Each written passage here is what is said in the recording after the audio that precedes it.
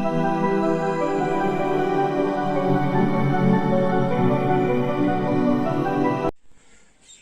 वालेकुम students, welcome to my YouTube channel and let's learn physics. तो आज हमारा ये इलेक्ट्रिसिटी का लेक्चर नंबर 10 है। जो इससे पहले हमने लेक्चर नंबर 9 पढ़ा था, उसमें हमने देखा ओम्स लॉ में जो एक्सप्रेशन हमें लास्ट में आई थी V = IR। तो वहां से हमने फिर R को डिफाइन किया था। R क्या है? R रेजिस्टेंस है। तो उसमें हमने रेजिस्टेंस को डिफाइन किया था, it is electrical property, it is an electrical property. जो रेजिस्टेंस है ये है एक इलेक्ट्रिकल प्रॉपर्टी है जो क्या करती है? अपोज करती है किसको? Which opposes to the flow of current, to flow of current. तो ये क्या है? रेजिस्टेंस। तो रेजिस्टेंस एक इलेक्ट्रिकल प्रॉपर्टी है जो किसी इलेक्ट्रिक करंट को क्या करती है? अपोज करती है। तो रेजिस्टेंस जो है ये किसकी प्रॉपर्टी है? ये प्रॉपर्टी है कंडक्टर की या किसी मटेरियल की, यह हम बोल सकते हैं रेजिस्टर की प्रॉपर्टी है। ठीक है। तो आज जो लेक्चर है, लेक्चर नंबर 10 है, इसमें हम पढ़ेंगे कि जो रेजिस्टेंस है ये किस किस पे, मतलब किन चीजों पे डिपेंड करती है। ठीक है। अगर कोई कंडक्टर है, इसमें से हमें क्या करना है? फ्लो कराना है करंट। तो ऑब्वियसली हर किसी मटेरियल की कुछ ना कुछ रेजिस्टेंस होती है। तो हम देखेंगे जो ये रेजिस्टेंस है ये किस किस पे, किन चीजों पे डिपेंड करती है। ठीक है। तो आज का जो टॉपिक है हम पढ़ेंगे फैक्टर्स। तो किन फैक्टर्स पे डिपेंड है? Factors on which resistance of a material, या हम कहेंगे कंडक्टर, डिपेंड्स। तो किन फैक्टर्स पे किन फैक्टर्स पे डिपेंड होती है रेजिस्टेंस, तो वो आज हम पढ़ेंगे।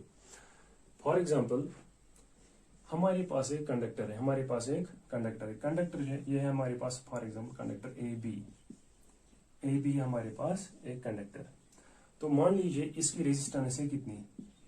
इसकी रेजिस्टेंस है R, और इसकी रेजिस्टेंस है R ओम। फॉर एग्जाम्पल इसकी रेजिस्टेंस है R ओम। तो अब हम क्या करते हैं? हम एक और कंडक्टर लाएंगे जिसकी लेंथ क्या होगी? इससे डबल होगी। फॉर एग्जाम्पल अगर इसकी लेंथ है कितनी? फॉर एग्जाम्पल अगर इसकी लेंथ है 2 सेंटीमीटर, तो हम एक और ये लाएंगे कंडक्टर जिसकी जो लेंथ है वो होगी 4 सेंटीमीटर। यही है दूसरा कंडक्टर ए बी। और जो इसका मटेरियल है वो मटेरियल इस कंडक्टर का भी है। तो मटेरियल यहाँ पे सेम, सिर्फ हमने क्या किया? लेंथ को हमने डबल किया। तो लेंथ को हमने किया यहाँ पे डबल। ठीक है। तो जब एक्सपेरिमेंटली प्रूव किया गया, आर का जो वैल्यू जब निकाला गया, कहां से? V/I से जब इसका वैल्यू निकाला गया, कौन सा? जो रजिस्टर, जो ये कंडक्टर नंबर 2 है ए बी, इसकी रेजिस्टेंस जब देखी गई वो निकली कितनी? 2R, यानी कि इसके डबल। जो इस रेजिस्टर की या इस कंडक्टर की रेजिस्टेंस थी वो इस कंडक्टर से क्या थी? डबल। तो देखा गया जब हम कंडक्टर की लेंथ को इंक्रीज करेंगे तो रेजिस्टेंस भी कंडक्टर की इंक्रीज हो जाएगी। तो R is directly proportional to L, या हम ऐसे भी कह सकते हैं अगर हम लेंथ को डिक्रीज करेंगे तो जो रेजिस्टेंस है वो भी क्या हो जाएगी? डिक्रीज। तो यहाँ पर अगर आप देखेंगे यहाँ पे हमने लेंथ डबल की तो रेजिस्टेंस भी डबल हो गई। ठीक है। तो फॉर एग्जाम्पल अगर हम यहाँ पे एक काम करेंगे, इसकी लेंथ को, इसकी लेंथ जो है उसको हम हाफ करेंगे, यानी कि 1 सेंटीमीटर का ये लेंगे हम कंडक्टर, इसकी लेंथ हम रखेंगे 1 सेंटीमीटर। और जब इसकी जो रेजिस्टेंस निकाली गई तो वो किसके बराबर थी? वो थी R/2 ओम, यानी कि इसकी आधी रेजिस्टेंस। तो यहाँ पे हमने देखा जब हमने रेजिस्टर की या कंडक्टर की हमने लेंथ इंक्रीज की तो रेजिस्टेंस इंक्रीज हुई, और जब हमने कंडक्टर की लेंथ हमने डिक्रीज की तो रेजिस्टेंस भी डिक्रीज हो गई। तो हम ये कह सकते हैं R is directly proportional to L। तो पहले किस पे डिपेंड है? जो पहला फैक्टर है जिसपे रेजिस्टेंस डिपेंड करती है, तो पहला फैक्टर है length of conductor, length of conductor. तो R is directly proportional to L, इसको हम रखेंगे हम इक्वेशन नंबर 1। तो R is directly proportional to L। अगर हम L को इंक्रीज करेंगे तो R भी इंक्रीज हो जाएगी। तो अगर हम L को हम डिक्रीज करेंगे तो रेजिस्टेंस भी हो जाएगी डिक्रीज। तो फिर दूसरा फैक्टर जो है जिसपे डिपेंड है वो है area of cross section, area of cross section, area of cross section. पहले हम समझते हैं एरिया ऑफ क्रॉस सेक्शन हम किसे कहेंगे। फॉर एग्जांपल ये हमारे पास एक कंडक्टर है, ठीक है, ये हमारे पास एक कंडक्टर है, ए बी हमारे पास एक कंडक्टर है। जो ये सरफेस है, जो ये प्लेन है, इसका एरिया, जो इस प्लेन का एरिया है, इसी को हम बोलते हैं area of cross section. For example आप देख लीजिए यहाँ पे, ये अगर एक कंडक्टर है, जो इस कंडक्टर की ये जो ये प्लेन है, जो इसका एरिया है, इस प्लेन का एरिया, इसको हम कहेंगे area of cross section. For example अगर ये कंडक्टर, इसको हम कट करेंगे, इसको हम करेंगे कट, तो हमें एक प्लेन सरफेस मिलेगी ऐसी, ठीक है, तो हमें एक प्लेन सरफेस मिलेगी ऐसी। इसको जो इसका एरिया है, इसको हम बोलेंगे एरिया ऑफ क्रॉस सेक्शन। तो अब हम देखेंगे ये रेजिस्टेंस जो है ये कैसे डिपेंड है एरिया ऑफ क्रॉस सेक्शन पे। तो अगर हम फॉर एग्जांपल अगर ये कंडक्टर लाएंगे, फॉर एग्जांपल हमने ये कंडक्टर लाया, इसका जो एरिया ऑफ क्रॉस सेक्शन है वो ये है, ये है इसका एरिया ऑफ क्रॉस सेक्शन। ए भी एक कंडक्टर है और ये क्या है, ये इसका एरिया ऑफ क्रॉस सेक्शन। तो हमने फिर दूसरा कंडक्टर लाया, जो इसका एरिया ऑफ क्रॉस सेक्शन है वो हमने हाफ किया, इसका एरिया ऑफ क्रॉस सेक्शन हमने हाफ किया, यानी कि एरिया ऑफ क्रॉस सेक्शन जो है इसको हमने किया half. Area of cross section हम डिनोट करेंगे ए से, A is area of cross section, area is area of cross. जो अगर इस कंडक्टर का area of cross section A है, तो इस कंडक्टर का एरिया ऑफ क्रॉस सेक्शन किसके बराबर होगा, इसका एरिया ऑफ क्रॉस सेक्शन होगा a/2। और जब एक्सपेरिमेंटली हमने प्रूव किया गया, आर का वैल्यू जब निकाला गया, VR = V/I, तो यहाँ पे देखा गया जो जब क्या एरिया ऑफ क्रॉस सेक्शन कम किया गया, यानी कि हाफ किया गया, तो और क्या जो आर है, आर को क्या हुआ, आर का वैल्यू हो गया इंक्रीज, आर का वैल्यू हो गया इंक्रीज। जब हमने एरिया ऑफ क्रॉस सेक्शन कम किया तो रेजिस्टेंस होगी इंक्रीज। और फिर एक और कंडक्टर लिए अगर हम लेंगे, उसका जो एरिया ऑफ क्रॉस सेक्शन है वो हम डबल करेंगे, वो हम करेंगे इससे डबल, ठीक है। तो यहाँ पे लिखेंगे हम एरिया ऑफ क्रॉस = 2/2 है। तो यहाँ पे जब देखा गया, यहाँ पे रेजिस्टेंस होगी डिक्रीज, ठीक है, बाय हाफ। तो यहाँ पे क्या हमने देखा, और अगर हम ए को इंक्रीज करेंगे तो रेजिस्टेंस हो जाती है डिक्रीज, और ए को अगर हम डिक्रीज करेंगे तो और हो जाता है हमारा इंक्रीज।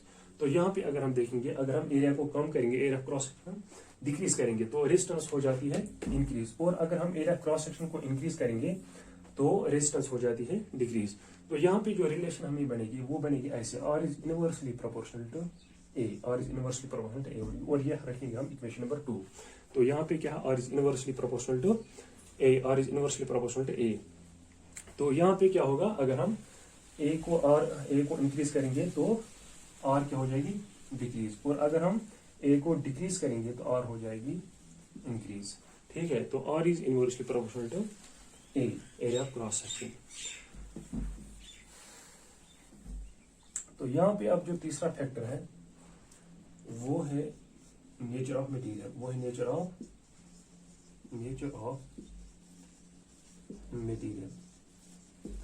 मटेरियल। तो नेचर ऑफ मटेरियल अगर हम देखेंगे, फॉर एग्जांपल हमने ये पहले भी मतलब पढ़ा था लेक्चर नंबर शायद 3 में, जो सिल्वर है, सिल्वर की रेजिस्टेंस कम थी, यानी कि लीस्ट थी, किससे, कॉपर से, और कॉपर की रेजिस्टेंस लीस्ट थी किससे, एल्युमिनियम से, ठीक है। तो इनमें से सबसे ज्यादा रेजिस्टेंस किसकी है, सबसे ज्यादा रेजिस्टेंस है एल्युमिनियम की, उसके बाद कॉपर की, और सबसे ज्यादा एल्युमिनियम की, उससे कम है कॉपर की, और उससे कम है सिल्वर की। तो यहाँ पे अगर हम देखेंगे तो रेजिस्टेंस किस पे डिपेंड है, मटेरियल पे भी डिपेंड है। सिल्वर की अप्रोक्सीमेटली मतलब बहुत कम रेजिस्टेंस होती है इसकी, और कॉपर की इससे ज्यादा, और एल्युमिनियम की इससे भी ज्यादा। तो यहाँ पे अगर हम देखेंगे रेजिस्टेंस जो है ये और किस फैक्टर पे डिपेंड है, नेचर ऑफ मटेरियल पे भी डिपेंड है। और एक फैक्टर है वो है टेम्परेचर, जो रेजिस्टेंस है वो किस पे भी डिपेंडेंट है, वो टेम्परेचर पे भी डिपेंडेंट है। Resistance is also dependent on temperature. अगर हम टेम्परेचर को इंक्रीज करेंगे तो रेजिस्टेंस भी इंक्रीज हो जाती है, और अगर हम टेम्परेचर को डिक्रीज करेंगे तो रेजिस्टेंस भी डिक्रीज हो जाएगी, लेकिन कहाँ, कंडक्टर्स में। तो ये जो है ये अपोजिट है किसमें, जो ये सेमीकंडक्टर्स है, वहाँ क्या होता है, वहाँ अगर हम टेम्परेचर इंक्रीज करेंगे तो रेजिस्टेंस वहाँ पे डिक्रीज हो जाती है, और अगर हम टेम्परेचर वहाँ डिक्रीज करेंगे तो रेजिस्टेंस जो है वो वहां पे इंक्रीज हो जाती है। तो यहाँ पे मैं एक एक्सप्लेनेशन दूंगा, मैं इसकी मैं एक्सप्लेनेशन दूंगा आपको कि टेम्परेचर इंक्रीज करने से रेजिस्टेंस इंक्रीज कैसे हो जाती है। फॉर एग्जांपल ये हमारे पास एक कंडक्टर है, ए बी हमारे पास एक कंडक्टर है और इसमें बहुत सारे इलेक्ट्रॉन्स प्रेजेंट हैं या हम कहेंगे चार्जेस प्रेजेंट हैं। तो इलेक्ट्रॉन्स क्या करेंगे, जो ही हम इसका टेम्परेचर इंक्रीज करेंगे तो यहाँ पे क्या होगा, यहाँ पे नंबर ऑफ कोलिजन्स इंक्रीज हो जाएंगे, यहाँ पे नंबर ऑफ कोलिजन्स इंक्रीज हो जाएंगे, यानी कि जो इलेक्ट्रॉन्स है वो एक दूसरे के साथ कोलाइड करेंगे और जो बाकी एटम्स हैं यहाँ पे, और जो बाकी एटम्स होंगे कहाँ पे, इस कंडक्टर में, उनके साथ भी ये कोलाइड करेंगे। तो होगा क्या, इनके लिए मुश्किल हो जाएगा फ्लो करना, तो ये आसानी से फ्लो नहीं कर सकते। तो होगा क्या, यहाँ पे जब इलेक्ट्रॉन्स आसानी से फ्लो नहीं कर सकते तो हम कहेंगे यहाँ पे क्या होगा, करंट जो होगा, करंट होगा डिक्रीज। और जब करंट डिक्रीज होगा, करंट कब डिक्रीज हो जाता है, जब हमारी रेजिस्टेंस हो जाती है इंक्रीज।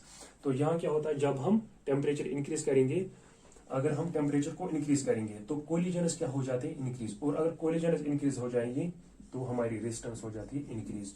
और अगर हम इसका अपोजिट करेंगे, टेम्परेचर को हम डिक्रीज करेंगे, कोलिजन्स हो जाएंगे डिक्रीज और रेजिस्टेंस हो जाएगी डिक्रीज। तो होता क्या है, यहाँ पे जो नंबर ऑफ कोलिजन्स है वो यहाँ पे इंक्रीज हो जाता है। कोलिजन्स किन किन के बीच होता है, एक तो इलेक्ट्रॉन्स को आपस में कोलाइड, एक तो वो आपस में कोलाइड करते हैं और जो बाकी एटम्स होते हैं इस कंडक्टर में उनके साथ भी वो कोलाइड करते हैं।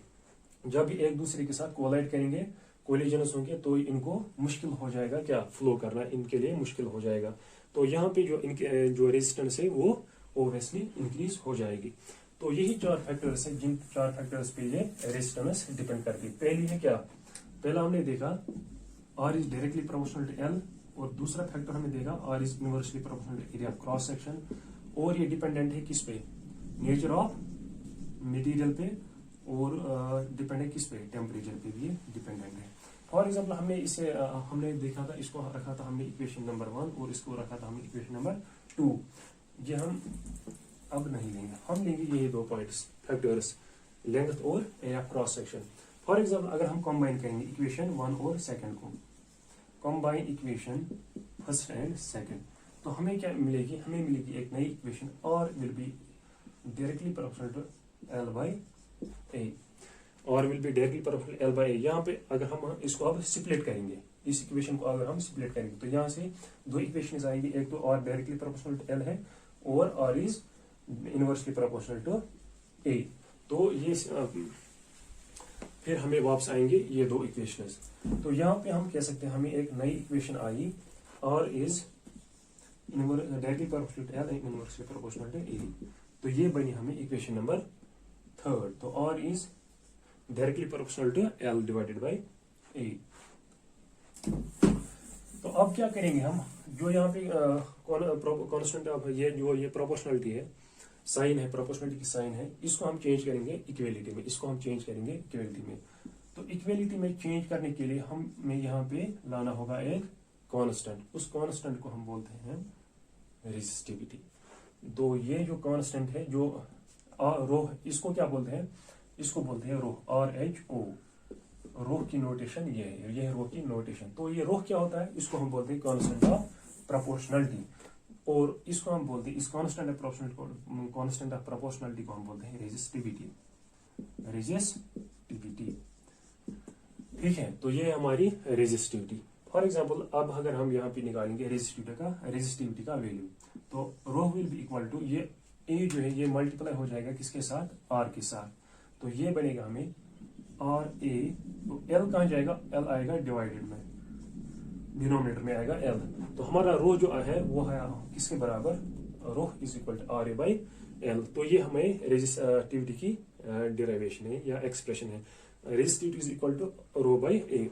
अब अगर हम डिफाइन करेंगे रेजिस्टिविटी को, तो हम इसको कैसे डिफाइन कर सकते हैं।